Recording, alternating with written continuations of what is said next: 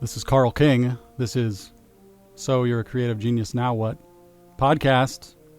This is the first mobile recording that I've done for this, and I'm here at the studio of Brendon Small. Yes. Welcome to my studio domain. Good to have you here. He's known for the Brendon Small album. I'm known for the album soon to be released. Yeah. At some point. That is my own record. But I'm known for a couple other things too. The other thing that I'm also not finished doing, and then another thing later on I'm going to do that I haven't decided on yet. So those are the other things I've been associated with very closely for a number of years. Mm-hmm. Mm-hmm. And stupid cartoons and death metal. You didn't say any nouns, so I think I'm all right. Oh, you know most of those things.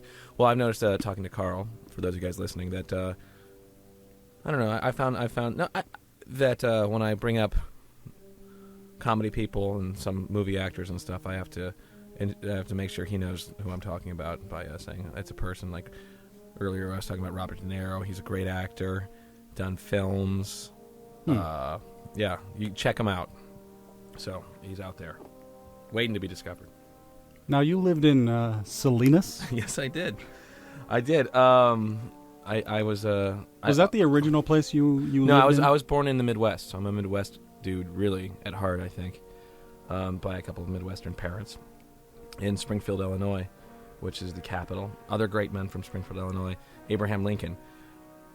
Come to Springfield, Illinois, where we tend to emancipate the slaves. Okay. Yeah. Then from that age, my father got a job. Transfer to Salinas, California. Salinas, home of the great John Steinbeck and myself. Great writers. Mm-hmm.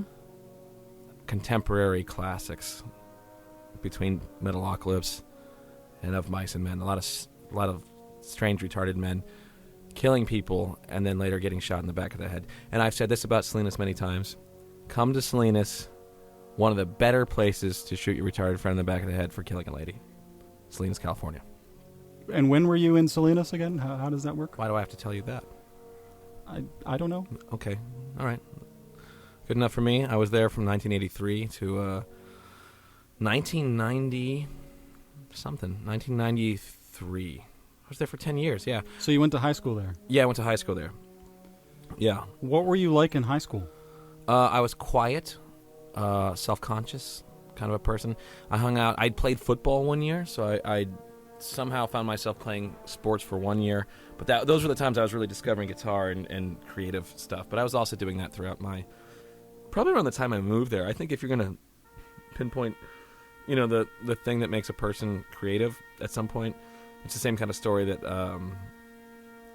supervillains have in some ways. That like a woman wounded you, or your family was taken away or shot in front of you or something like that. And all of a sudden, in comedy, you'd start developing a sense of humor about everything, or you start becoming artistic or living outside of yourself in some way. So for me, I think it was moving from Springfield to Salinas. And Salinas is a real shithole. It's This is the best part of the podcast right here. Okay, good. Well, it'll get worse. Yeah. Trust me. I came from a place with really nice, smart kids, and I went to Salinas where the white kids couldn't conjugate verbs. And they're throwing rocks at each other. I was like, these people are shitty people. Well, I guess these are my neighbors, and these are the people I have to hang out with. So, But luckily, I made friends with some creative people that I'm still friends with there. And around that high school time, which I think is probably the most influential time for most would-be musicians. For most high school most high school students, yes. Their high school years would definitely be the most influential high school times for any high school student. I don't think you're going to get any more influential high school time at any other era or age other than the high school era. Because you're not going to get that when you're about 50. Unless you're a creepy guy that hangs out at high schools. But then again, I haven't gotten to 50 yet, and that's starting to sound good to me. I discovered guitar somewhere around 13, 14 years old. I was 14. I'm not going to lie. I was 14. I don't know why I said 13, because I know I wasn't. I don't know I what guess made me I've do been that. playing longer than you. Have you? Yeah? I think so. So you're yeah, that's Or right. You started I'm when you were 13. Yeah, you're 13. I noticed that when you came in. No, I'm still resetting my fat 15-year-old, 14-year-old self with the pudgy fingers that can't really wrap themselves around the neck. But, yeah, that's definitely... That guy's alive and well inside of me, especially through the death metal cartoons. So you do think there's a connection, that supervillain type of thing. I like this. I like this idea. I think it's true. I think comedy friends. I think it's a comedy thing too. I believe it's a musical thing, but I definitely know that I attribute it to comics as well, because I think something has to have happened where you needed to get attention for. It can be as simple as like being help. Well, not that kind of attention, but Okay. the attention of I'm the middle child. So in order for me to get noticed or even yelled at, I have to be the loudest or the most Are you the middle obnoxious. child? I am the middle Oh, child. okay. So that may be part of it too. So it's that, plus moving, plus getting attention. But I wasn't loud.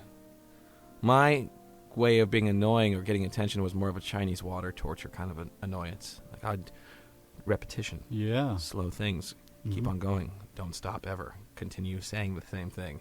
And now time for the alphabet: A, B, C, and then driving everyone mad. And then I was the star of the show, of course, which isn't too dissimilar if you've seen me on stage doing comedy. It is a Chinese water torture Yeah. thing. Well, maybe that.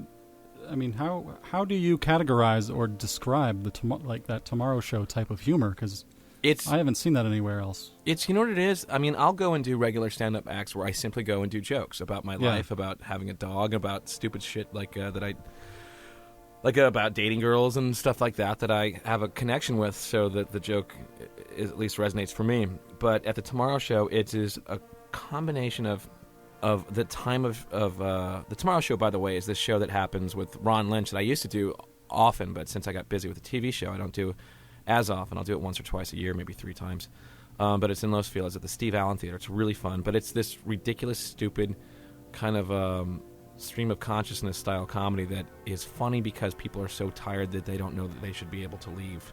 And I think it exhausts and wears out the crowd, as if, you're at a slumber party and you and your friend are hanging out all night and you start getting the giggles uncontrollably. It's because you're overtired and you should be asleep in bed right now. So we capitalize on that, I believe. Yeah. And make people giggle, or just make them sit there and shake their heads and, why did I come here? But I guess I paid, so I may as well stay here and be tortured by this.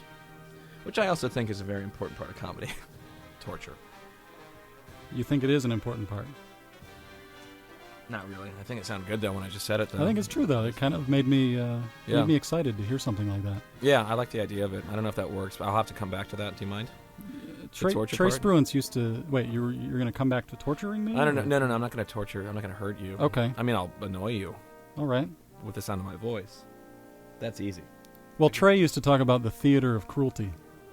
Okay. And that's a lot of what their shows were. It was just like this... It was way too long. Yeah. They would come out, yeah, play a song, leave the stage for 10 minutes, come back and play the same song. Yeah, that's funny. And then play it Mexican style or something. Yeah. Yeah, that's pretty funny. And this is at the height of Mike Patton's fame when he's singing like Epic on MTV or something. Right. That's pretty funny. I have stuff to say about that. I think that is true. There's a phrase that I tried to coin, is that it's funny because it's not, which I like. Yeah. In that it is a slow burn torture, and comedy ultimately should bring the audience along, but I think it comes around if you do it long enough. It's you know what it is? It's like Andy Kaufman style. Mm-hmm. He can really put an audience, make them feel terrible for someone that is a plant in the audience that he's berating for a really long time, but that's part of his joke. He wants the audience to feel horrible empathy for this person who's being tortured and verbally beaten throughout the night, and then you pull back and you go, this is hilarious just to 2 people. And everyone else is like dead silent and feeling this horrible pain for everyone. Yeah, I do think that's funny, and that's the annoying middle child inside of me. And I do think it's funny to do a gigantic show and just play one song, like when the Sex Pistols do it, or when Mr. Bungle would do it, or any of that. I think it is incredibly funny. How much do you get to incorporate that sort of torture into what you do? Which part of what I do? You mean like through comedy? Let's say the TV show. Are you able to torture through that? I don't. If I could do it, I would, but I have to make the show somewhat entertaining and still be something that I would be interested in producing. Mm-hmm. And that I think that stuff only works in live situations. I don't think pre-recorded like white noise on an album. You can always just turn it off, or you can change the channel. But being forced in a room where you're exposed to something that you cannot, like, they, lock the doors. These guys are in here for a while, and now it's time to start humming for about 45 minutes and doing bird calls. Yeah. So something I notice meeting you, you're very polite, and you have this. Where did you get your manners and politeness? I don't know that I'm necessarily polite. Maybe I'm polite to you. Yeah. Maybe I'm simply polite to you. I don't know that I'm nice to anybody else. I don't know if I have any politeness in me. I know that... Do you think it's a middle child kind of thing? I don't know. Connection there? Like, I don't know. You're trying to bridge a gap between things? Potentially, but I kind of don't get that I'm polite, really. I think a lot of people would also go, that guy is impolite. And wow. I think people, maybe if I'm at a show, I'm polite, because if I run into people who may or may not be fond of what I do on stage or musically or on TV, you want to be nice to them, because it takes a lot of weird courage to come up and say hi to somebody. So be nice to them, and and then keep moving, because it can get really weird. I have an example. Here's a great example of, I was polite, but I also was impolite. This is a funny story. Okay. So I'm about to perform at the Mayhem Festival, but we've got about 6 hours to kill from our sound check until when we go on at 11 at night. Mm-hmm. So it's me and all the Dethklok guys backstage, and I get a text, and it's from Steve Vai. He says, my son's going to be there. Just so you know. And I go, hey, no problem. I'll show him in, take him backstage, and make sure, he's a really cool guy. I've met him before. He's been to Dethklok shows before. Mm-hmm. And so I go to meet him, and a couple of my other friends are out there, so I'm going to meet them all and take them backstage, because they're my friends, and I want to make sure that they're, can go to a place where there's shade and it's a really hot day. Mm-hmm. And then some kid comes up to me, and he's a really nice kid, and he says, Brendon, hey, I'm a big fan of the stuff. I really like this album, I really like this song, and I really like this one part. And he was very nice. And my tendency is to go, what was your name again? Thank you so much. That's really nice of you. And I'm really glad that you appreciate this stuff. And that's really cool that you dig it. So thank you very much. And it's really nice to meet you. Mm-hmm. I'll see you around. Enjoy the show. And then he stayed there, and he kind of wanted to keep on talking. And I'm like, that's okay. All right. If you want to talk, that's fine. He had a couple other questions. Want to know about tuning? I'm like, yeah, absolutely. I'm in C standard. I do this and I do that. And these are the gear I use. Absolutely. Because I want to know all that stuff too. And then at some point I go and I meet everyone who I'm supposed to meet. And I go, okay, everybody, you ready? Let's go backstage and just follow me, because they can get really crappy about security back here. And they're all following me through, and the security guard goes, all these guys are with you? And I go, yeah, they're with me because I have the super special pass. And I see that kid with me kind of sneaking in and kind of keeping his head down. He's probably about 21. Yeah. By the way, he's got he's been in the mosh pits all day. His hair's all screwed up, and he's got a white T-shirt, and it's just covered with dirt, and he's half in the bag, and it's about 4 o'clock. And that's fine. That's fine. That's what you do. You go to a concert, get drunk, and throw yourself around in a pit. That is fine. And it's really dirty around there. So I see him kind of sneaking in, and I go, okay, fine. If this is what you want to do, it's your life. Go ahead. Because I could be a dick and go, you know what? No, I'm sorry, man. I don't know you, but you're not getting backstage. But he did it. He snuck in. And I said, okay, well, you're on your own. And I went back, and I was meeting other people I hadn't seen in a while, and other people that, in the whole metal world, there are all these people you just run into like once or twice a year, and it's really nice to see them because they're very cool. Mm-hmm. And I'm sitting in this one area talking to a friend I hadn't seen in a while, and we're having a good time talking to each other. And all of a sudden, a security guard comes with that kid in a headlock, basically. and the security guard's pointing at this kid, and this kid's looking at me with wide eyes with his hands up in the air going, Brendon, what's going on here? Brendon, I don't understand this. And the guy goes, this guy doesn't have a pass. Is he with you? And I said, well, And this is the part where I was sitting in my chair with my thumb in the middle. It could go up or go down. And what I did was I kept it right in the middle. And I said, he did come in with me. And the guy goes, all right, I get it. And he took the kid, and he threw, and he basically like a dog with a rag doll, and chewing him up and flailing him around everywhere, and took him out. And then basically he took him to the wrong place, so he had to go flail him around the other way. I had to go all the way back through where he used to be and parade this guy around in front of everybody else and go through the other door. And I thought, that kid probably screwed up and went and started bothering other people or something. But was it a dick of me to not have him thrown out? But I didn't know this kid. So who's a dick? Who's polite now? What do you think of that? You're confused by it. I'm thinking about how many times I've gone backstage at those things and probably behaved pretty well. You know, I'm sure that if you go backstage and you know you're not supposed to be there because you know Yeah. you don't have a pass, and you got through with a group of people that you don't know, Yeah. it's best to keep your head down and then Yeah. be like as cool as possible. But Yeah. I think this kid wandered into somebody else's trailer, some other band, and Yeah. then somebody, or he walked around by himself and started looking for beer or something like that, and he got spotted, and of course he didn't have any passes or anything, so Right. he should have stayed in tight. So Been I wonder cool. what was going through his mind, what he wanted back there. I don't know. I think he thought it was important to meet me, which maybe that's a thing that's important to him. And I was nice to him, but I always think that's why you keep moving. You say thank you very much and you keep moving, because at some point it's gonna get strange. Hey, I really liked your old stuff. Why do you do this new thing that you're doing? And you go, okay, I get it. It's a compliment, and it's also... Albert Brooks talks about this, where you want to move away from the person very quickly because they eventually will say something that's somewhat insulting. And I tend to agree. That's really funny. I think it's kind of true. I don't know. What do you have to say about this whole mystery method and social power type of thing? Speaking of sort of social hierarchies and... Explain that more to me. I want to hear more about that. This mystery guy, have you ever heard of him? Oh, mystery. Yeah. Well, That's I like think a I know a whole- little bit, but tell me about more. Sort of the social power kind of... I mean, does it make you feel weird to be in a position where you feel like people want to meet you? You know, a balance to where you don't... You were saying that you did a huge show recently, Yeah, like 30,000 people, sure. and then you did another show, which Yes. was smaller, but probably more significant to you. More emotionally significant to me. Yeah. So I did one show, which was the Mayhem Festival, where Yeah. we got to headline for 30,000 people. The next night, we did a secret show where Dethklok opened up for Joe Satriani and Steve Vai. And since I first really held a guitar and played my first power chord, I was introduced very quickly to both Satriani and Vai. And here I was, you know. Of course, it's a great amount of time later, 20 years later just about, that I got to play a show with them and then join them on stage for this really ridiculous jam at the end of the night. So for me, that was the most important thing. Mm-hmm. And I don't think most of the people there were there to see Satriani and Vai, so I don't think they really knew who I was, but I knew some people showed up because they put two and two together that we were doing a secret show under my name. That was pretty outstanding. But later on that week, it was even more interesting because... So it's sort of a wave. It's a wave. So you go, okay, this is cool. The first thing is really cool. How often do I get to play in front of 30,000 people? Not very. How often do I get to play with my guitar heroes? Not very often. I think that's it. I think that was my shot.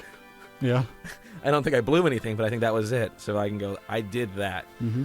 And then later on, I go and do a stand-up show like that Thursday, and nobody shows up.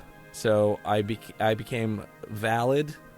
I went from a closing act to an opening act to completely invalid by Thursday. So Yeah. I'd span the huge hierarchy of what makes somebody famous or not famous. So luckily I work in cartoons, so how famous am I? I work behind the scenes, so maybe people respect that, but I refuse to acknowledge that there's fame there.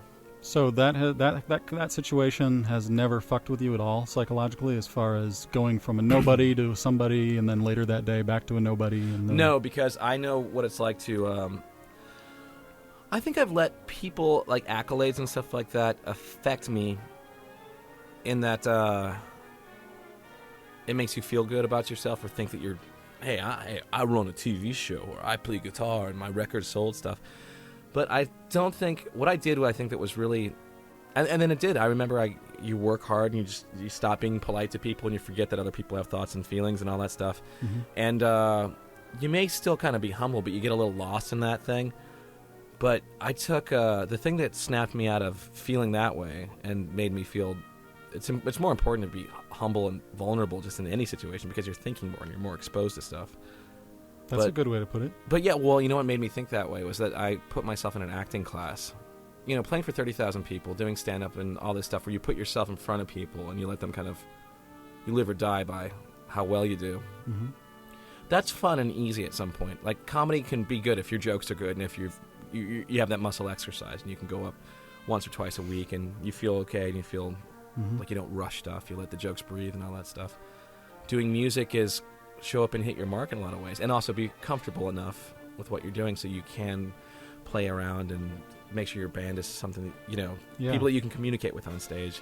That's fun. Dethklok is show up and hit your mark. That's easy because I did all the work long before I got there. Right. All I have to do is show up at that point. Yeah.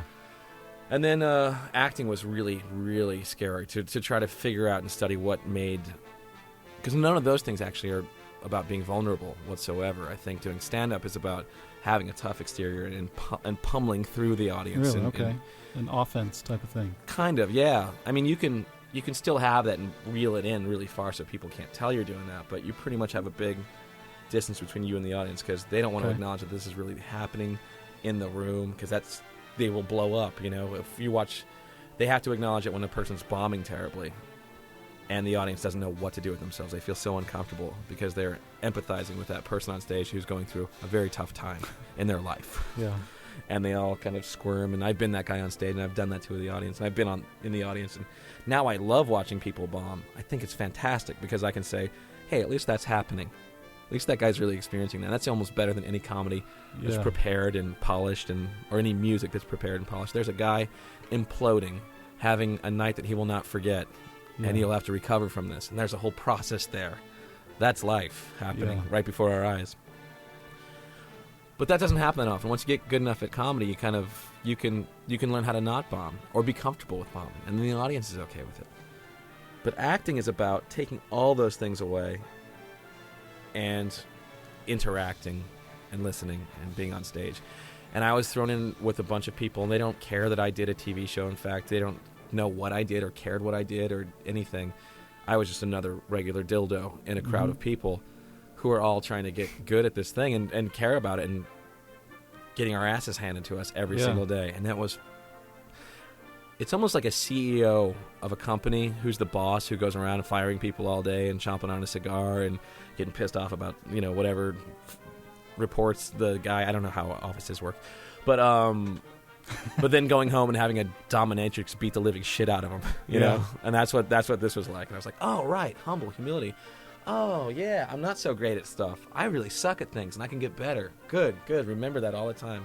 So, I mean, could you get specific about that? Like, what did I do? What areas of acting, or what did you? Well, did you I pick took up a on? class with a guy named.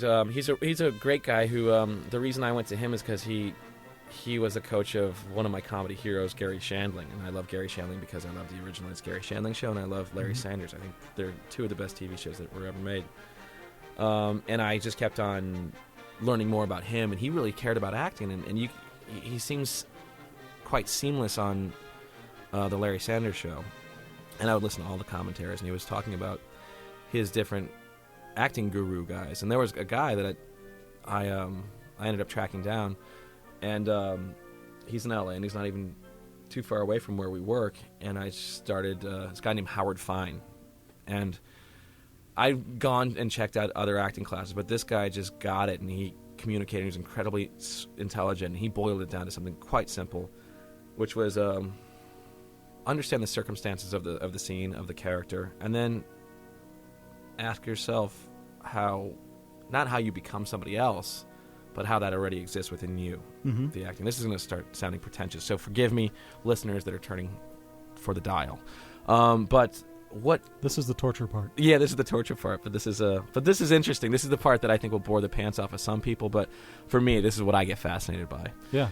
So, it's asking like, okay, it's a guy who, his wife he gets news that his wife just got killed. I'm like, I'm not married, I don't have a wife, and I don't know anyone who got killed, but the question is, how would I react? Well, things like that have happened where I've gotten bad news. Okay, how did you react? Remember what that was like? And bring that stuff to the table.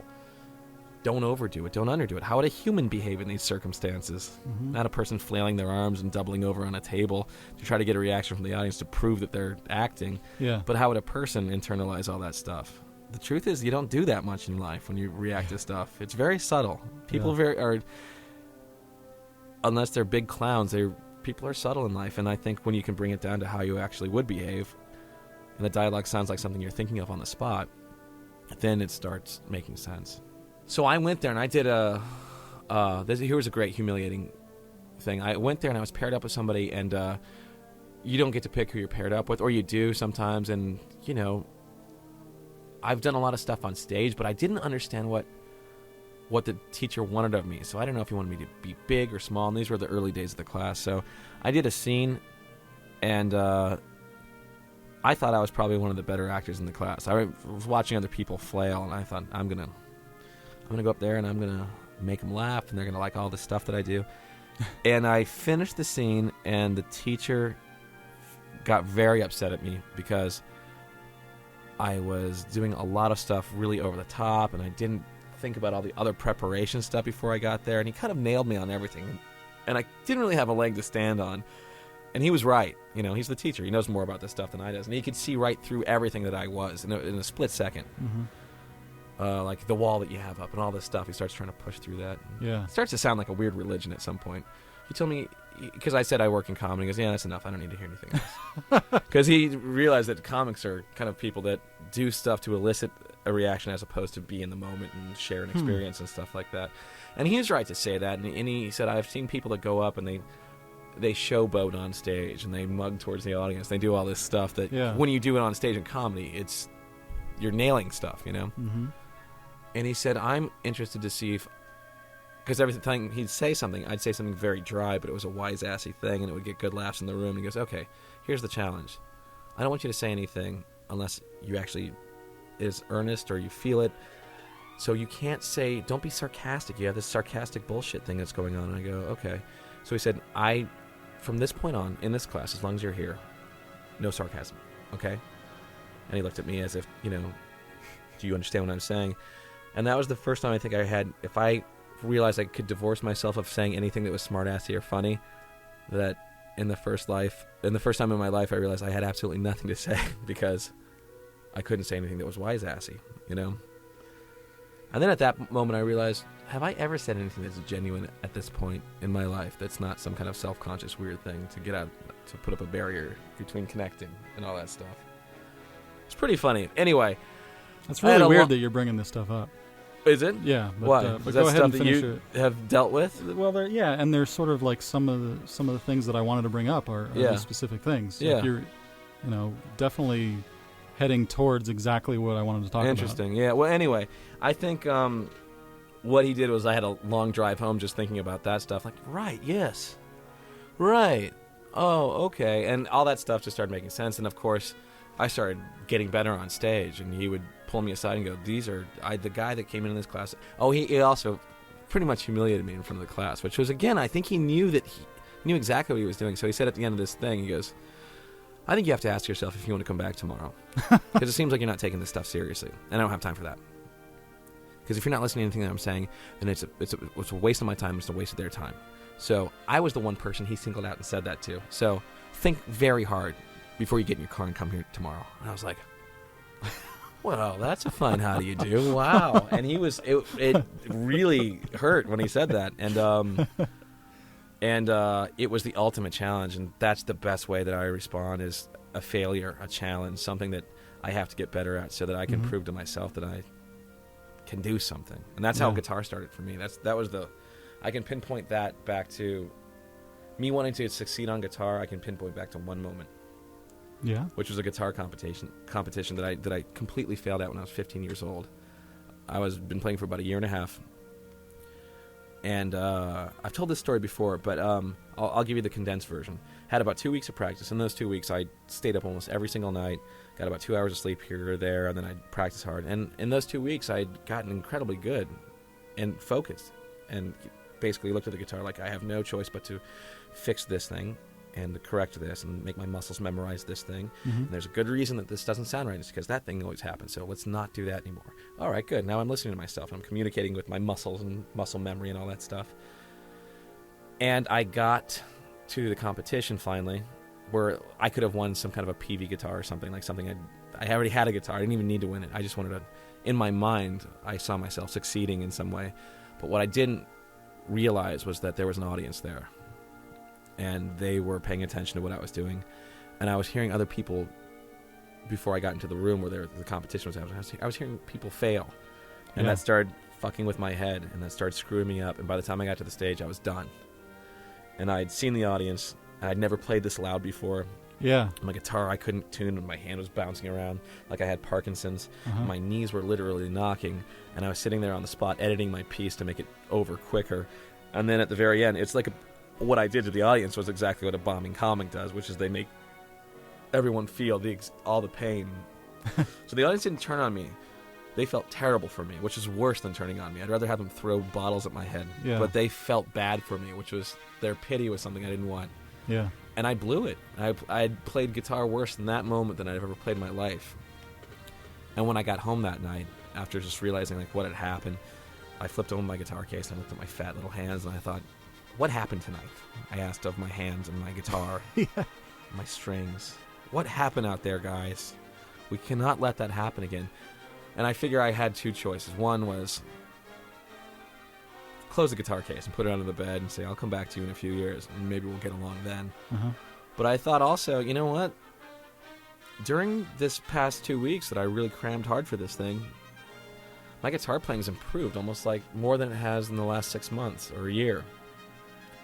Now, I realize that if I can keep that up until I'm done with high school, I'm going to be a pretty good guitar player, and I'm going to be able to do tons of things that I thought I could never do, and I'm going to be able to play like my heroes.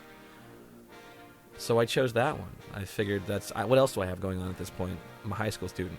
I love jacking off. That's great, but I don't think there's a future in that. But the guitar thing, I think I could probably make a couple bucks, or at least be artistically satisfied. This thing you were saying about sarcasm and comedy and all of this stuff. I don't know what it is, but I think that, I told you about the stuff that I did to Steve Vai, sending him all these fake faxes with demands, like harassing his assistants as if I already had the record deal. And right. I'm doing this big show, and here's the writer or everything I need. And your motivations are that you're a smart-assy guy who's being goofy and weird. Yeah. Right. And usually the jokes don't work at all, and nobody gets them, but I think it's hilarious, and I'm back to everything. And I think I reached some point where I decided to try to stop using sarcasm and irony and postmodern crap and just live authentically. Yeah. And I found that it was it was just very difficult to connect with people if I didn't do that. Yeah. Because I think I used it as some way of crossing that barrier. It's terrifying. Yeah. Being in the moment. Yeah. It really is. Yeah. I don't know that. I mean, luckily I have friends that I can talk to and have long conversations with and be able to do that stuff with. But that's why they're my friends, because I found those people. Yeah. But absolutely, I think.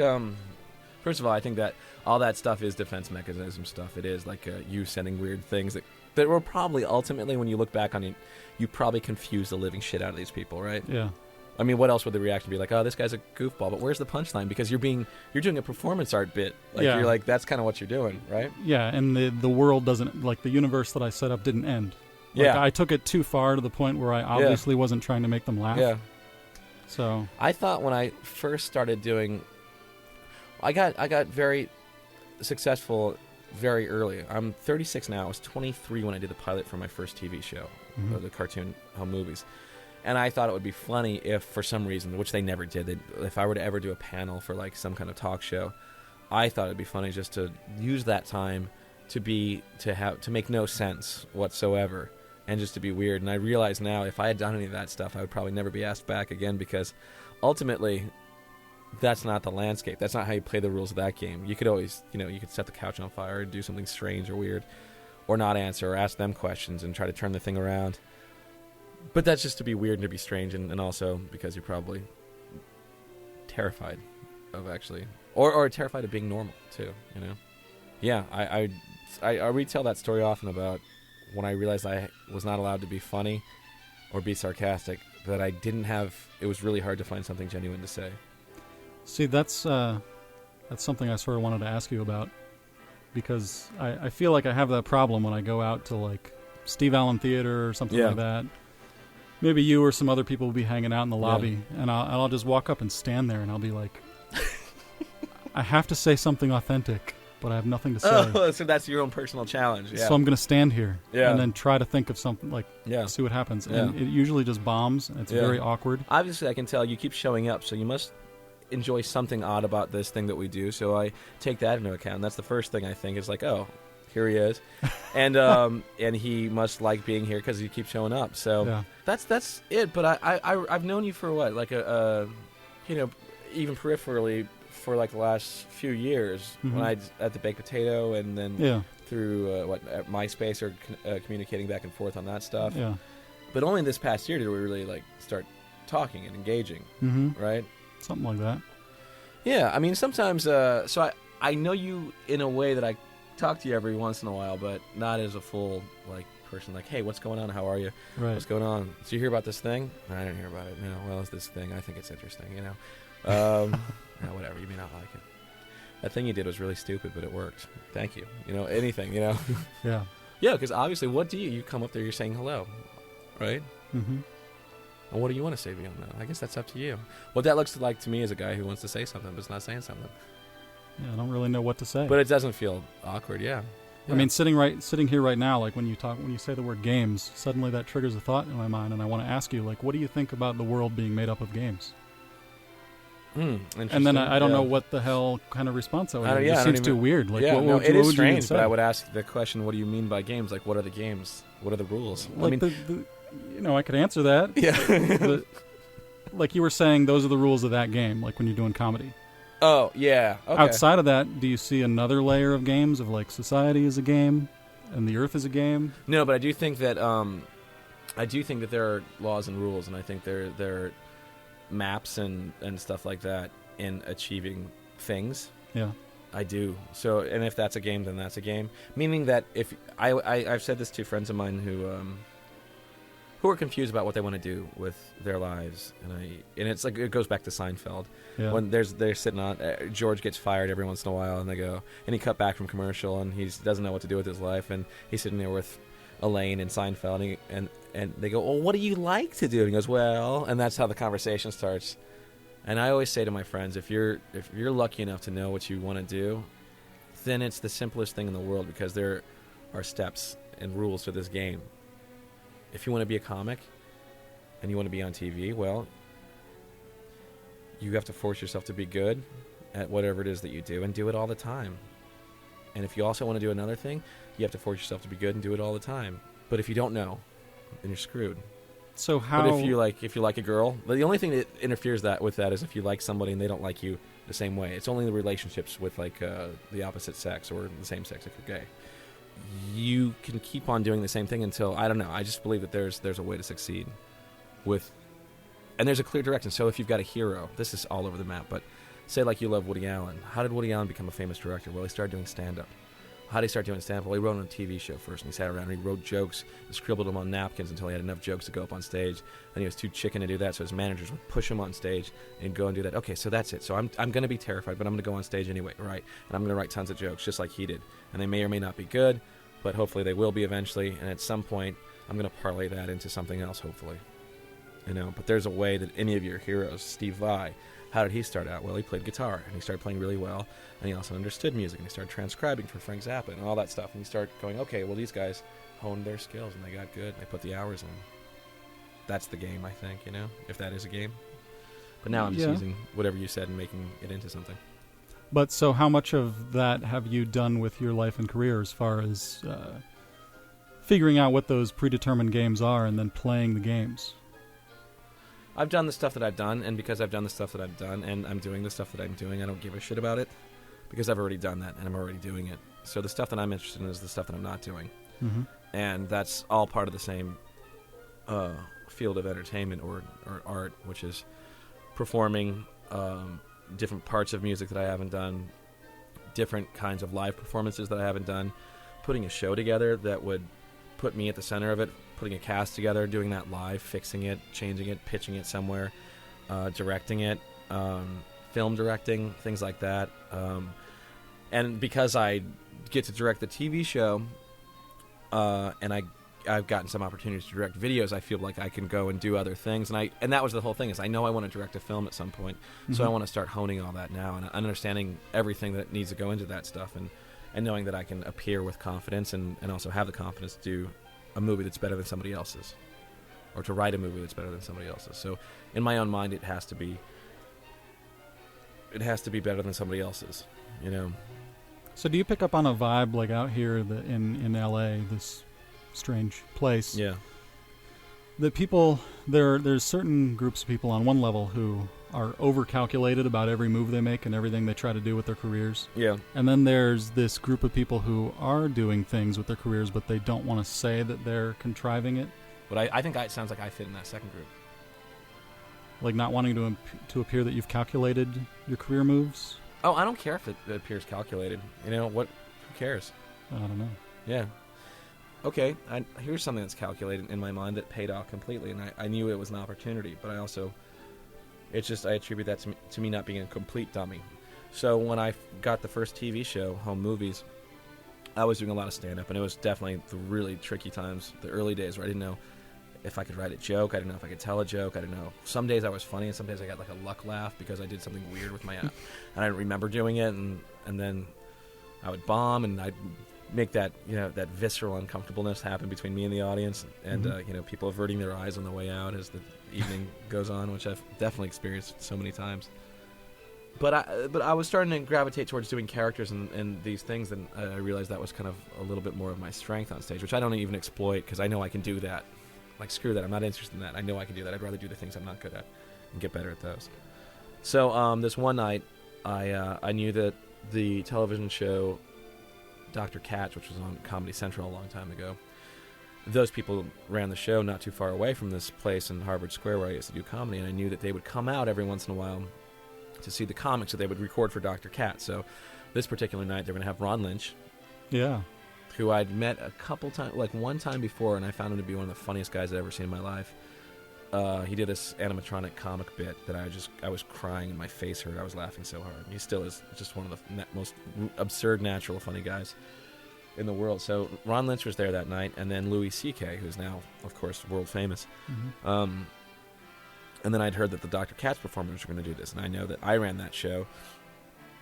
I was one of the hosts with a couple other people, and I wanted to do this one bit that night, and I knew that I'd done this bit before, and I knew it really worked, so I did 2 or 3 things that were somewhat calculated, which is that I involved Ron Lynch in my bit, and I knew that these people that were going to be here that had a TV show already liked Ron Lynch because he'd been on the show a few times, so if they associated me with him, they'd think I'm in the cool club, right? Yeah.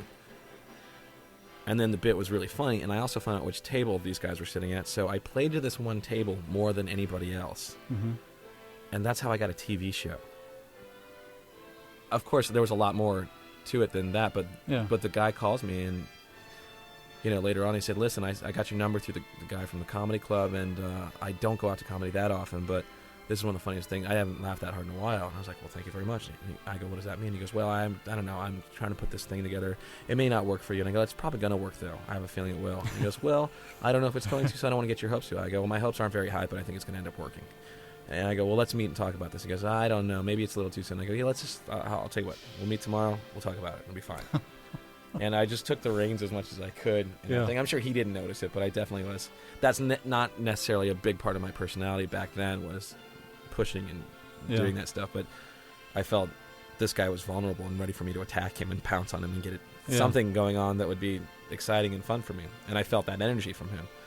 So I went and met him, and we had coffee and talked a little bit, and he said, "I have this opportunity to put this thing together. I'm not sure what it is just yet, and I'd like you to be maybe a voice actor and stuff like that." And I go, "Yeah, well, I do a lot of writing." He goes, "Yeah, well, I'll probably end up doing those." I was like, "Okay, that's fine.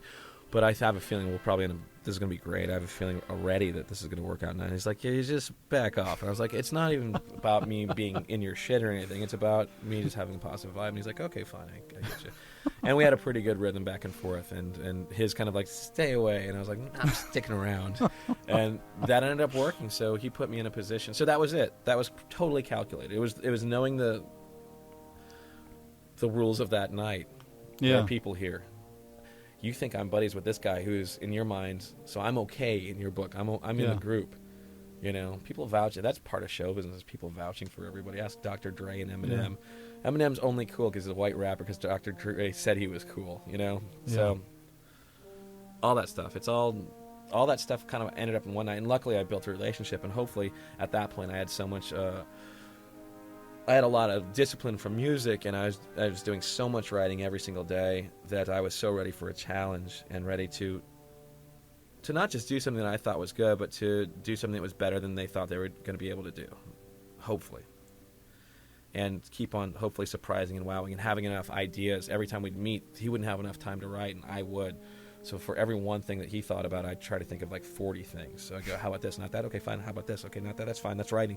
It's just writing is just throwing a million options out there, and then cherry picking the best ones, hopefully, and then just making good decisions. So luckily, it was a terrifying process, but it was really fun. And then he put me with the one other thing he did that was really fun. And now he lives right up the street from me, and he's got a show on. So we did that show ended up lasting for 52 episodes, and we did 5 years of it. And he's got a new show, and he's down the street, and he's doing his own thing now, and it's really cool. I'll just run into him. One day he said, "Okay, well, let's try to do some stuff. I'm going to throw you in the recording booth and just kind of have you improvise." And I had never really done anything like that before, but I had to just sit there and kind of think as hard as I could and try to anticipate what he would ask me to do before I got there. So I had hopefully tons and tons and tons of options to go from. And it ended up working. And they brought a bunch of people in there. They're all staring at me, and there's a big glass booth, and I can hear the audience there. So there's like 12, 13 people. And they left the room mics on so I could hear everything. So I could hear what was working and what wasn't, and keep on improvising further and try to nail stuff that was already working better, but have just a huge notebook just with pages of stuff in front of me just in case. But wait, I don't understand how that relates to... What was that for? The original one? Oh, that was him. That was him still testing me to see if I was going to be... I saw you on stage. You did a character that has nothing to do with what I think this show's going to be. Let's bring you in and double test you and see if you're going to be able to work with these people and be cool. And that's the other thing. I think that's the thing that... On top of hopefully being able to be creative on the spot, which is like all of art, I think, is be able to do something now, hopefully, and make it good. Is be able to work with people. Yeah. I've said that I've been asked to go do like college talks here and there, and I said two things are just because you wrote something doesn't mean it's any good. You can write a better version of that. So the idea is that just because I did something doesn't mean it's shit. The first thing is the thing what not to do. The second thing is the thing to build off the first thing. And then the other thing was... That's what Terry Rossio said. You know who that is? Terry Rossio? Or Rossio. Yeah. The creator of Shrek and Pirates of the Caribbean and all that. Write something better. Well, he said the way to guarantee that something won't be in the movie is to include it in the first draft. That's funny. So things get reworked so much, and you're saying that, the first draft is there to be not good. Well, hopefully, you may have done enough work to really get something to work, Yeah. Your initial idea, But that's also, film stuff is about, it can't be this. I have to add my 2 cents along the way. Which TV, luckily, I can have my own TV project, and I like that fucking scene. I think it's really funny. Let's put it up on its feet, see if it works. It may die, or maybe we can fuck around with it while we're recording it, but... Oh, hey, the good stuff that I wrote did get in, and the shit that I thought was lame, we fixed, or I rewrote, or whatever. So that's the thing. It's just because I wrote something doesn't mean it's any good. It's a personal challenge. An artist that thinks he's great when he shows up, I think, is kind of a dead artist on the spot. I think a dissatisfied artist is a great artist. One who thinks he could have done a better job. Yeah. I think is like one who is dissatisfied letting it go and putting it out there. It's that great story I think I maybe told you one time. One of David Mamet's books, the playwright, he says, he talks about this little parable of an artist who goes to, breaks into the Louvre Museum in France, and not to steal a painting, but to touch up one of his own. Oh, yeah. So he's dissatisfied. He's sitting there brooding all day. I could have done a better job with that thing, Yeah. So there's that story. You were telling me at one point about your art being a personal statement by the artist. Like, you have to put your own point of view into it. Oh, yeah, absolutely. I know people that can write in other people's voices and all that stuff, and I think that's... When I'm talking about writing, let's talk about just writing a script right now. This is what that example's for. I have a part 2 to the thing, is that just because I did something doesn't mean it's great. Okay. The second part, I'll just finish that right now before I move on to the other thing. Okay. The second point is that don't be a dick. No one likes working with a dick. Yeah. Be fucking cool. Be someone that you can work with. Be someone who understands and gets it and understands the passion and all that anger and all that stuff, but rises above it. And just be that person that's fun to be with in a room. What would be an also. example, though, of a person who's a dick? Like, what would they do? Let's say like somebody shows me something and I go, that's great, but I don't think we can use it only because, well, I fucking, like, what the fuck, man? Like, where someone who's cocky comes in, just starts making shitty jokes all day. It's weird to work with, strange energy about them. Someone who has, you know, a negativity about them. You know, someone who's got anger issues or something. Yeah. Those kinds of people, I think, are... you see them sometimes in comedy, because there's a lot of anger in comedy, which I think is also funny. You know, that's what makes comedy good. But you also want to be able to work with people and see them every day and go, okay, hey, how was your weekend? Good. My weekend was good. Mm-hmm. Let's get to work. Here's some great options, because it is about the possibilities, not about what we can't do. It's about what we should be able to do. And if that doesn't work, it's okay that it doesn't work. It's okay that we wrote something that we're not going to be able to use. Because it's satisfying to throw shit away and to come up with something better. Okay. And constantly evolve. That's what I mean by don't be a dick. And don't be a cocky jerk that hasn't done anything in your life and come up to someone and go, what the fuck? You're like, okay, that's cool. And that doesn't make me any better because I did more stuff. But here we both are right now. And nobody's better than the other person. But be someone I'd want to work with. Mm-hmm. And I'd try to be someone that I'd want to work with would want to work with also. Yeah. Anyway, that's the don't be a dick part. Number one, it's not great just because I wrote it. Number two, don't be a dick. Those are my big things. So going back to writing and the idea that putting your own, and it's also acting, and it's also, that's hard to put in music, but in music terms for me right now, but bring yourself to the table. Meaning that if you're writing for two characters, one of them's fighting like let's just try to come up with some scenario. One of them is mad because the other person didn't clean up after themselves in the bathroom. Something like that, right? You can sit there and make a bunch of jokes, but you can also go within yourself. Like, what drives me... It's like an acting. Like, what drives me crazy about someone who doesn't do this? How would I behave? Would I immediately start yelling? How do I fit into this world that I'm writing, you know? How has this happened to me? And can I voice that through another character?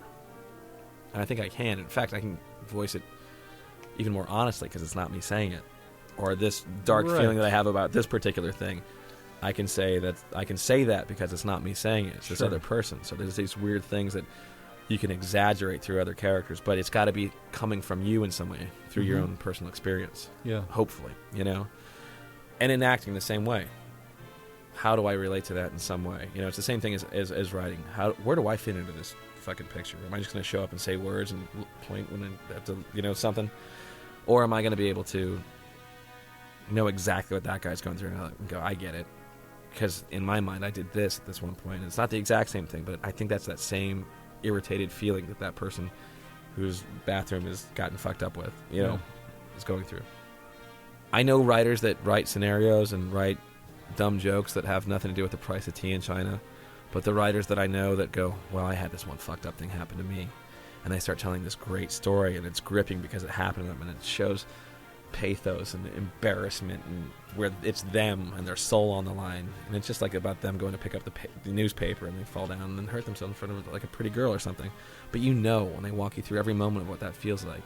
And if you can articulate that, then I think that's the thing that makes a writer a great writer. Otherwise, you don't bring yourself to the table, you got nothing. You're writing what you think people want to read or hear. We'll see. Do you think that tends to be the recipe for mediocrity? Trying to make something that you think everyone else will like? There are a lot of recipes, but I definitely think that's one of them. Yeah, I think it's second-guessing an audience. There's so much second-guessing that goes on here. Yeah. Absolutely. Well, I mean, most of the movies, they throw in jokes. I don't think because they think that they have a belief in them in movies. They do it because they think, oh, yeah, if you say this, whatever, slang, like, you know, don't go there, or, you know, some kind of stupid thing that people say now, like, I'm trying to think of something what was that Zookeeper movie where the monkey goes, shut up? Yeah, that thing, yeah. Sign or whatever. That is comedy directed towards babies. Yeah. But, I mean, also, you hear it in music, though. Like somebody who tries to write heavy music because they think this is what people that buy heavy music will listen to, as opposed to saying this is what I want to listen to. Yeah. Like if you the music that you write, would you say that this is directed towards an audience, or this is the kind of music you would like to hear somebody writing? Me? Yeah. I made it because I wanted to hear it. Exactly. Like I want to hear what that sounds like if I do this. Exactly. So you want to write music that you wish was out there. Yeah. Exactly. And I think that's the mark of somebody who is going to have a voice, you know? This is what makes Prince a great artist, but I heard a story that Prince went in the studio, and we spent a few days in there, and he wrote music for him to rollerblade to. And he was the audience, and no one else is going to hear this rollerblading music, but he wanted something. There's no good rollerblading music out there, so I'm going to put my headphones on, and I'll see you in about 2 hours, because I'm going to go listen to some rollerblading music and rollerblade. Yeah. And that's the mark of an artist, I think, is that's for him. That's really good. It satisfies some part of himself, and I think a lot of art is incredibly selfish in that way. See, that's what you were getting at the last time, I think. Yeah, I think it's. I keep using the word art, and forgive me, but I don't know what other word to use. Something stupider and less serious than that, if I could find one. But I'm gonna keep using art in the meantime. But I think everything that I do is totally 100% selfish in nature, and that I want to satisfy some part of my ego or id. Mm-hmm. You know, so I am the audience. If I like it, it's okay. And this is something we were talking about earlier, which is that I have a problem with people that go online or live or die by comments that are made about them online. And I remember there was a time where I would feel when we first did home movies, for example, and this is a thing, a relationship to the audience and your own personal worth as an artist conversation. When we did home movies, we did a huge press junket, and it was on UPN at the time, and they flew me out from Boston to Pasadena, and they put me up in the Ritz, and I couldn't believe, and they flew me first class, and this was insane. And I went and I did all these panels, these big panels with the Associated Press, and they showed the cartoon. It was very dry, dialogue-driven kind of a thing, and people wondered what it was doing on this network that was associated with more crass, kind of over-the-top stuff. I got all the press, so what they do is they send you a big telephone book stack of press, and the first thing that said, like, this show is brilliant. What is it doing on this network? It's Woody Gallen-esque, and all these things that I'd always hoped to be associated with. And wow, what a success. Great show. Can't wait to watch this. And the next one said, terrible garbage. These pretentious idiots think they're so much smarter than they are. And I was like, so the first one sent me over the top. I couldn't believe how excited I was that people got me. The second one took me right back down, or even further than I was at the top. And the next one was like, it's a fine show. Well, it's mediocre. I'm like, oh, thank God. Oh, thank God. And then the next one was that this show lacks direction. This show doesn't know what it is. It's trying to be something it isn't. Like all these terrible things that you could, that if you read about yourself. And then, Brendon Small is a goldmine of comedic talent. There we go. There's another one. Oh, thank God, I'm back on top. And I realized that was every time I allowed one of these comments by a strange person who I have no connection to, every time I allowed one of those people bring me up, I also allowed one of these people that... And the truth was that I was insecure about the show because I hadn't made my mind up about how I felt about it, and I was too young to really know about the process and making peace with your project. And so, and what we were talking about before we got here was that whole thing is that if you can make peace with whatever it is you're doing, accept the parts that you think you missed the mark on, and know you could have done better, the dissatisfied artist in you, which I think is the important part, and the part where you go, you know what? I didn't think it was going to be that good, but I like how that turned out. I don't care if anyone likes that at all. I fucking like that happened that way. Yeah. And I'm happy that happened that way. And I really like that one thing right there. And I'm sure no one will even notice that, but that's for me right there. Right. And I've made my peace, for better or for worse. I know exactly what that is. And I've got and I'm going to say goodbye to it now. And I'm never going to see that. Because you've put personal meaning into it. Yeah, well, absolutely. And also personal meaning, and also just like sometimes last minute fixes that make you really happy that you just got in and did and put the work into. But the thing is, when I do a TV show, hopefully, or I finish a script, or when I put the show to bed and I send it to the network, that's pretty much going to be the last time I see that thing. Because I have made my peace with it. I don't need to see it. And it's not for me anymore. It's for... It can not be aired, as far as I'm concerned. I've made my peace with it. I have a record that I'm getting into how I'm going to get into the next part of distributing. Sorry, I don't know where that came from. I don't even know if I need to put it out there. I already made my peace with it. I know what I like. I know what I don't like. I know what I think is fucking awesome. I know what I think I could have done a little bit better. So I don't need to hear what anyone else has to say about it. But I guess I'm going to put it out there because why not? Maybe someone will find some enjoyment. It's selfish. It's all selfish. It's all for me. So when you make peace with your failures and your strengths, then you're bulletproof. So do you think that this world is a good place? Oh, here we go. And do you want to do anything to change it with what you're making? I don't know that what I do will change anything or the world.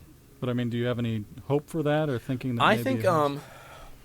I've gotten stories. I've been lucky enough to have people come up to me and say things about my first series, the home movies, that I would get a message that happened often, that I was by myself, or this brought me and my wife together. I would hear a lot of these kinds of, like, this made me feel like I had a friend that I could come back to. So those were the kinds of things that, whatever that show was, which is so polar opposite than Metalocalypse, that show gave a warm feeling to people and made them happy in some way, which was not its intention.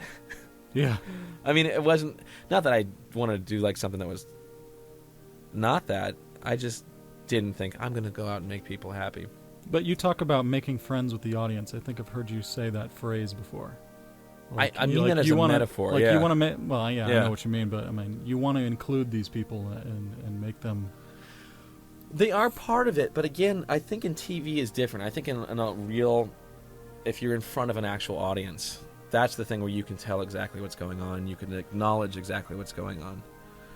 I did a show the other night, and it was on Monday night.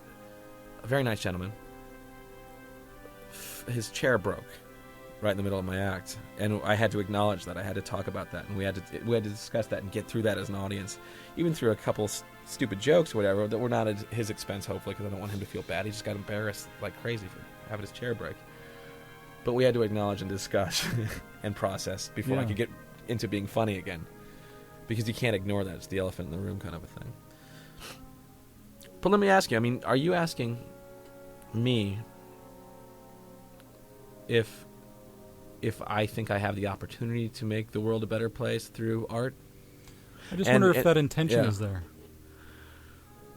through art or creativity. Like, I know what art did for me. You know, I know what. When I say art, I mean great movies, great documentaries, great music, right? Great acting, great painters or artists, all that stuff. I know what that's done for me, which is, hopefully, it makes you learn a couple of things about yourself. I don't know. I mean, when I watch Woody Allen films or I watch Albert Brooks movies, I identify with their dark sides and I identify with their light sides.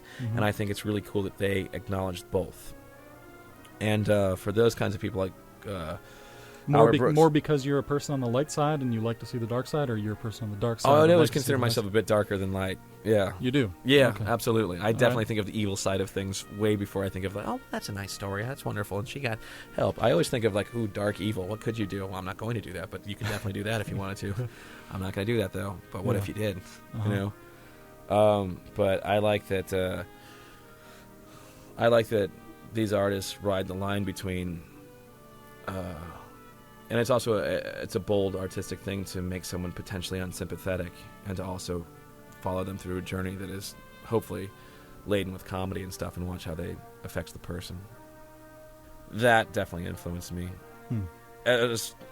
In addition to being someone who would want to do art, but a person too. It's okay to acknowledge both sides. Those people that don't, I think, are out of their minds. I'm just happy all the time. No, you're not. Yeah. Yeah. I don't know. There's a lot there. I'm skimming the surface on some of this stuff, but So would you say you are evil? Yes, I definitely grew up thinking I was evil. Did you actually? I think I thought that I was, because I hung out with dummies who did not acknowledge that part. You mean? I think I would also.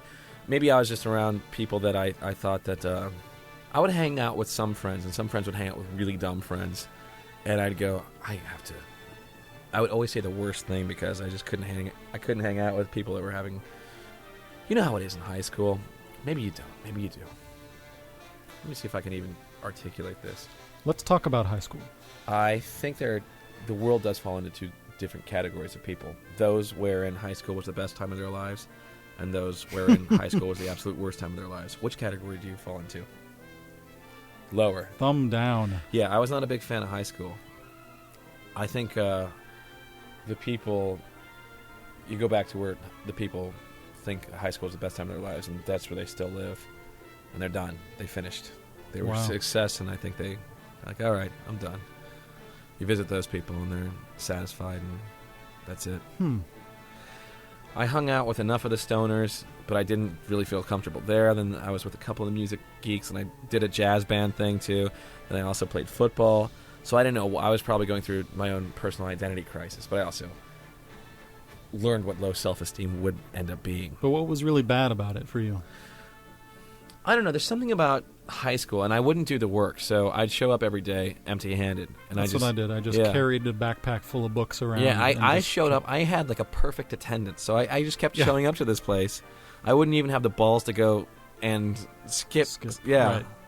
So I'd keep on showing up. I tested into high English classes, and because I didn't do my work, I'd fail out of them. Yes. And I'd go to summer school every summer. Oh, yeah. Yeah, so you did the exact same thing. So we were... By the time I got through my 5th year of high school, I still had no credits. Yeah. So they put me in some weird experimental thing. Yeah. And the teachers just like passed me along. Right. Because I read Ayn Rand books. Sure. Yeah. Okay. So why didn't we do our work? And then what happened was, somehow within this whole pool of not doing work, I luckily had a guitar at home that was sitting there waiting for me, where all my discipline would go. Yeah. And I would learn everything about my modes and scales and all the music stuff. So my theory, like, I had a better theoretical knowledge of anybody that I started out music school with. So I had a good teacher, right. and I cared about that. Nothing else did I give a shit about. What was the bad stuff? I think it was also, I felt so, not having done any work, it's like showing up to work every single day, and you didn't do the fucking report you're supposed to have done, you know? Yeah. And that's what it was. Like, you go there, and I felt like I was constantly being audited by my taxes, and people there was a disappointment in me and I'd go home and I'd get that same disappointment and stuff. And it was because of the way school worked kind of didn't work for me. Obviously, I have discipline. You didn't want to follow the program. I guess that's it, but I don't think I could even articulate it. It was somewhere deep inside me that didn't make me want to follow the program. And I didn't see the point of it at the time. My younger brother, my parents are so sick of, because I have an older sister, it's me and then my younger brother. And by the time I was finished with high school, they were so sick of dealing with my bullshit that my brother said, listen, I'm going to take my GED and get my life started, all right? Is that cool? And they're like, yeah. And I was like, how come he can do that? Yeah. How come I didn't get to do that? That's not fair. And he had the right idea because, I don't know, Central California school system was dog shit. It was terrible. Mm-hmm. It really was.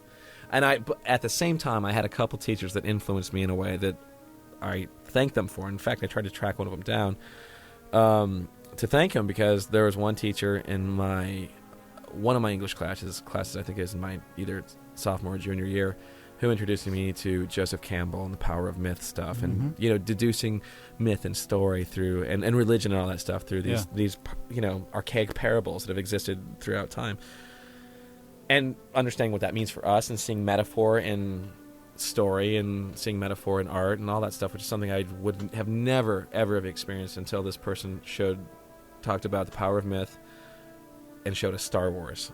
Yeah. And in relation to the the classic stories that have been around since Beowulf and cave etchings. So that was something that happened, which made me go, oh, well, that I'm interested in. Mm-hmm. I'm interested in story and character, and why story and character has to do with the metaphor of life and all that stuff. Joseph Campbell's outstanding, of course, because that was his life's work.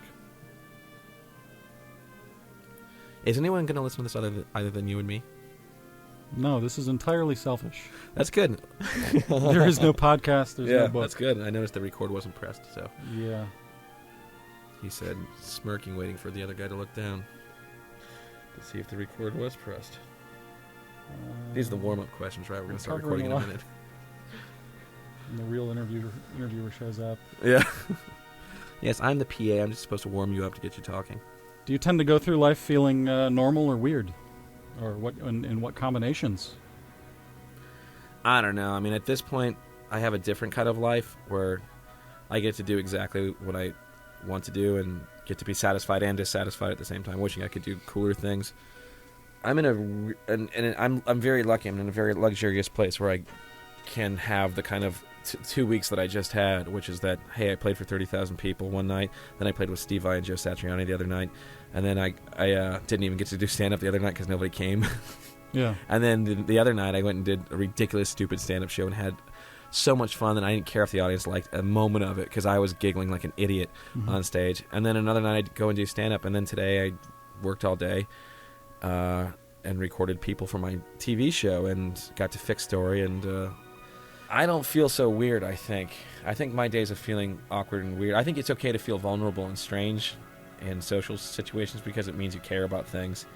But I don't feel weird anymore. I feel okay. But still, I mean, weird things happen where every once in a while you'll be challenged and you'll feel your heart starts racing and you're scared because you're going to do something you care about. The night of the Satriani thing, I was terrified. It was one of the more terrifying things that I could ever dream. Because I think most of the people out there are going, okay, here's this, this, and this. And for me, I'm like, this is the thing that I kept dreaming about my entire life. Yeah. And it's okay that if it goes well or if I drop my guitar or if it goes bad, because I got to do it. That's all anyone's going to care about. Me. That's all I'm going to care about is that it just happened. Unless I get impaled on my guitar or something. And then still, I think that's kind of cool. But that's not feeling weird or normal. That's feeling excited by the circumstances of your own life, you know? Are you a spiritual person at all? Not really. I'm spiritual in the Joseph Campbell way. And that, But, I mean, are you like an atheist or an agnostic? Or I don't talk about that stuff that often because I don't know what I feel like about that stuff because I don't acknowledge a lot of it. So I don't. Woody Allen has a great joke where he says, my father was an atheist and my mother was an agnostic and they didn't know which religion not to raise me on. And that's kind of how I feel, I think, in that I don't really acknowledge one supreme being. I think it's, I do believe there's a lot of chaos, and I believe there's a lot of, it's up to the individual to make sense of the thing, and some people can call it one thing and some people can call it another, but every religion, when you boil it down, is trying to find peace and be nice to people and all that stuff. But is that an area you think about much then, or, I mean, you don't have to answer what you Absolutely. think about. I think the thing is, I think the world is about hopefully building, not necessarily an arc. Building an arc, yes. Oh, no, that's not what you were going to say. Okay, sorry. No, but building hopefully people that you can relate to in a way that is incredibly specific and that makes you feel alive, you know. And those are your friends and family, the family that you either make or build throughout life. And I think that's that simple. And I think I may be full of shit as I say that too, because I don't really put it into words. But it would be something along those lines, and that I don't get angry at religious weirdos or any of that stuff unless they're in my way, or they're killing people, or they're doing something really stupid. I think it's such a personal thing, and it should be, I think, for each person to negotiate what rules they live their life on. Do you enjoy spending time alone? Yeah, I do. Any idea on what percentage of time you enjoy spending alone? It's different. Right now I have a friend staying at my house, and he's a like-minded person who I enjoy talking about art with. So I'll spend time with him hanging out, but he's going to be gone shortly, and I will spend a lot of time alone. And those times I try to spend fixing problems, either through my job or as a guitarist, because I'll try to play at least, 40 minutes at least a day, even if I have a completely packed day. I have little problems I'm trying to solve on guitar and trying to learn a new technique, or I pick up some kind of cool, like, Frank Gambale lick, or Dweezil Zappa showed me a whole bunch of cool licks backstage that was amazing, and I can almost get them, but I'm not there yet. It's different. So if my buddy weren't staying here for his short stay, I would probably be alone a lot more often. And in this room that we're in, my recording studio, probably either making guitar noises, experimenting with pedals and different sounds, or actually working on music for the show, which I'm going to get pretty busy with very soon. I used to like being alone more, and now I like relating with people more, I think. Is that something that took place over a period of years, or kind of recent? I don't know. I think part of being a snotty artist, I think you think you're better than people sometimes, and I think I probably had that, and I have to remind myself that I'm not so great. I'm not bad, but I'm not better than anything. I think I would not go to things because I felt above them or something like that. And the more you engage, the more fun I think things are. Do you feel that way at all? I think I just like spending a lot of time alone. Yeah. Definitely when I walked into this room, it was so quiet. Yeah. But the first thing I thought of was like, I haven't been in this type of perfect silence in so long. Yeah. Sometimes you have to build a room. Yeah. With padding everywhere to make it silent. Yeah. The padded room. Yeah. Well, I'll do these things. So what I'll do is I'll immerse myself in something. So when I do a record, I end up doing a huge amount. I'm producing it myself, and I'm doing all these overdubs by myself, and I'm my own engineer for a big portion of it. That I'll isolate myself in a way that when I get finished with that, I start running towards people and saying, "What time of day is it? How are you? What's happened while I was gone?" So I get in those places where I really want to be around people for a lot, and then I'll just be reclusive for a good chunk of time. So when I finished my solo record, I was really happy to go out and just start going out again and start doing stand-up and engaging and doing all that stuff with people and, all that shit. You also mentioned one time that you said you don't watch other cartoons or something like that? I mean, I try to stay. I love Adult Swim and I love what they did for comedy because I think they actually introduced a brand new sense of humor. But as long as I'm doing a show, I kind of try to not watch other animated shows, just because I don't want to accidentally be influenced by them. I'd rather be influenced by other things. So what I end up doing to get influenced is watching documentaries or reading music biographies or just trying to check in what's going on in the music world or even in the celebrity world, because my show is about celebrity musicians, and or just going and seeing movies, things that are the polar opposite of this medium. And I'm not even a huge cartoon fan. I mean, I liked a few cartoons growing up, but my mentality and the puzzle solving part of my brain, that is the music solving puzzle with notes and all that stuff. Yeah. That's also part of animations, because you can nitpick and fix and slide things and change things. It's almost like having a big MIDI field in front of you and moving little of those dots I've around. done a little bit of that. Yeah, I know. So that's what it is. That's what the whole thing is playing it and fixing it and changing it and fixing it and playing it and fixing it. This weird abstract sculpture. Exactly. But that's what it is. That's what animation also is that big kind of musical timeline that you can shape shift as you continue going, that you can't really do with live action. Hopefully you've got all your work and shape shifting done. It's basically like live action is like playing with an orchestra. You did all your work before you get there, and you make sure and check everything out, and everyone's playing the right parts. But programming or making animation is hopefully having a pretty strong idea when you go, but being able to mold the clay a little bit as you're doing it and going, you know what if this is that and that's this, and we could just swap these parts out. Now, I'm assuming you don't do much animation yourself for your shows, but is that something that you have a skill for? I have a vague skill, and I didn't develop it that well, but I was the artist of the family for a while. So I would go to art camps, and I was the kid in class who would get the prizes and all that stuff. But then my younger brother came along around the time I started discovering guitar, and he just blew me out of the water, and he just understood stuff on a different level and understood depth and volume and things like that. Yeah. And he became the artist, and I said, okay, you're going to do that? That's fine. You take that. You be the prize artist, because I'm going to try to wrestle with this guitar for a few years and see what I can do with that. Yeah. But I've got a little bit. I understand perspective to a degree and character stuff, and I tend to occasionally draw something out for the characters and stuff. So, like, hey, if we have this clown and he's got a cop hat on and a nose with spikes on it, and he's got this plunging thing, that's going to be Dr. Roxo, this character on the show, and we're going to figure out, so how about something like this, and take that and draw a way better version of that and give him more weight to him and strength and all that stuff, but it's something along these lines. So that's the thing I think that's kind of important, is to be able to know enough about whatever medium that you're working in to be able to not be full of shit when you're asking for something, or hopefully learn along the way through After Effects, through things that I don't know how to do, but I think that they can do it through these things. Is there a way to push in with this thing and have this lens flare float over here, and then also that thing in the background? Can we make that clearer as the camera pans close? How do we do that? And then things that I can't sit behind a computer and do, but I can hopefully reason with somebody and find a way to do. Yeah. Because hopefully at that point I'm familiar enough with the software to know what the limitations are. I mean, there are things that with music I know that I don't want to get into, but if I was forced to, I'd have to, like arranging for an orchestra. Mm-hmm.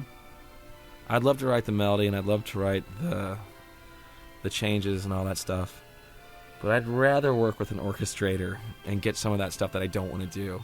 Yeah. And talk about, here's the melody, voice, and the chords, and here's the melody in this thing. Specialist. Yeah, and here's the root motion here, But I don't want to learn the transpositions of all these instruments. Yeah. I don't want to learn the horn section transpositions. I think that also having someone else contribute to what you're doing or handle a section of it makes your art feel more alien to you, which makes it a little better. Sometimes I'll listen to someone else's music and it sounds more magical. Mm-hmm. But if I had done it myself, I'd be like, oh, that's just that scale and that note. Yeah, you're aware of your own tricks. Yeah. Well, collaborating in that way, I think, is probably the best thing you could ever do. I know that my own projects where I just do stuff by myself have a potential for ultimate total boringness to me. But the second you start letting other people in, the whole idea with Metalocalypse, for example, is here's an idea, please beat it. You know what I mean? Yeah. Like, I like this idea, but can you beat it? And how about this for, okay, so anytime I write a script, I try to, in one way or another, describe the scenario, describe where we are, describe what the room looks like to a degree, and then, I can do like a thumbnail sketch of something, but I don't that often. I'll have the other directors do that kind of stuff, and then the whole idea is beat that and go, what if we did this? What if we did that? Okay, now the idea is getting better. Okay, now I wouldn't have thought of that. You thought of that, so that's great, and that's on my idea, and your idea is in this thing too. So now the editor says, what if we reversed this thing over here and started off here and ended that way? And we go, okay, now another level of the collaboration. And then the actor will say something strangely that is funnier because it's in their own words and it's more familiar to them. And then there's another level of stuff. So you're collaborating constantly, and then all of a sudden it's a little bit more alive than one person's. One person's point of view can be pretty boring. Yeah. Yeah. Well, what did you think about doing this whole thing? How did you? What do you think? This is fun. It's different. It's very different. I think it's what I usually end up doing in any kind of interview is explaining myself, proving that I exist in one way or another. Which is that tell me about the show, tell me about the live show, tell me about this and the other thing. And so this is definitely a little bit different than normal interviews. Definitely different. Yeah, definitely different. Talked about fear. Talked about weirdness, being strange, high school. High school is a whole thing I think I have to write a whole project about because I think that's such a landscape of strange, fucked up emotions and because your brain is, it's almost like a baby without its brain formed or its cranium completely. You seem vulnerable and exposed. And that thing that you experienced I think is interesting because I've heard some people say that the people that get that kind of negative attention, let me ask you this. Do you feel that you wanted that attention? In one way or asked another? myself so many times if I've actually wanted it because I was bored. Yeah. Which is very possible. It's possible, right? Yeah. Because I remember there was one kid, and he was a little bit smaller than everybody else, but he would get negative attention constantly. He'd put himself in a position of being somewhat... Just there would be some kind of thing like, what's happening? That guy's bothering me again. What is going on there? Because I know that there's bullying and all that stuff is in the news, and it's a big thing, but I just remember one person said, like, it was a psychology teacher in college, told me that there's a part of the person being bullied that is provoking and asking for some kind of a... I think I've learned how to mostly not provoke that. Yeah, so I don't know if that's true. I think I did provoke a lot of it, and the question is why. I don't know why I would have done all of that. I think because I was bored. Yeah, and I don't necessarily know that I believe any of that stuff because there's kids that go home and kill themselves after being bullied or some kind of weird thing, and So I don't know that they want that at the same time. So it's a funny question, but you got framed for several different fucked up things, which I think is... And I continue to be blamed for those kinds of weird things. Really? Yeah. Interesting. Which, here's a little thing. Yeah. I haven't said this to anyone or explained to my wife why I do this, but I try to save every receipt that I get so that I will have proof that I was somewhere at a certain time. Yeah, really? Because you've got this bad luck. Yeah. Interesting. I always get framed. You always get framed. How many people always get framed? I don't know. Maybe it's you. Maybe it's just you. So I've tried to be less conspicuous. Yeah, which doesn't always work very well. Yeah. But I've definitely tried to train myself to not stand out and not be the weirdo when I go somewhere. Interesting. Blend in. Although when I'm at a concert or something and there's some like drunk guy causing problems over there, yeah. I'm like, oh shit, he's gonna see me and come towards me. He'll start some shit. And he does. He does? Yeah. Really? People will single me out of a... I was at a Warrant concert. Yeah, okay. You sure you want to... Okay. Yeah. And the singer... I always get called out from the stage wherever I am. Singers yeah. always yell stuff at me from the stage. Yeah. The singer Warrant actually jumped into the audience during his guitar solo. Yeah. Came up to me and put his arm around me and pretended to smoke a joint with me. Yeah. After saying in the middle of a song, like starting his intro of the song and looking out and being like, dude, what's wrong? And like stopping the song and asking me if I'm okay. Right. Why are you not having a good time? So your own deadpan, you think, evokes a response. Something like that. I don't Interesting. know. Well, I could say you tend to have a serious look about you. And people have said that about me, too. Or like if I'm just hanging out, hey, what's the problem, buddy? I'm like, this is my face idol. I apologize for that. Yeah. But it has nothing to do with you. Why aren't you smiling? Yeah. What's wrong? People tend to... and also, if you're quiet, people will tend to... The more quiet you are, the more I think people will try to put their own thoughts on you. And it's easier to do that on a person that's quieter, who doesn't have something to say. So they'll go, well, this guy's obviously not talking to me. What the fuck is his problem? And you're like, oh, all of a sudden they're in a fight with somebody who's just hanging out and looking for a funny thing to say, or an in or something, Yeah, it's interesting. I think it is the deadpan thing. It would make you a good actor because people be able to... But I can't keep a straight face if I need to. Really? So it's the opposite. Yeah. You keep a straight face until it's time to. Yeah. Right. Not a good liar. Okay. Not a good staring contest. Yeah. Okay. Well, there you go. I think we solved that problem. You look too serious, and people think that that's their fault. Well, but I am serious. Right. But obviously... So there you go. So you are serious. You're serious and you look that way. And that's a dangerous serious combination. enough to be called out for being serious. Yeah, serious enough to be called out for being serious, yeah. Okay. Yeah, okay. All right, bye.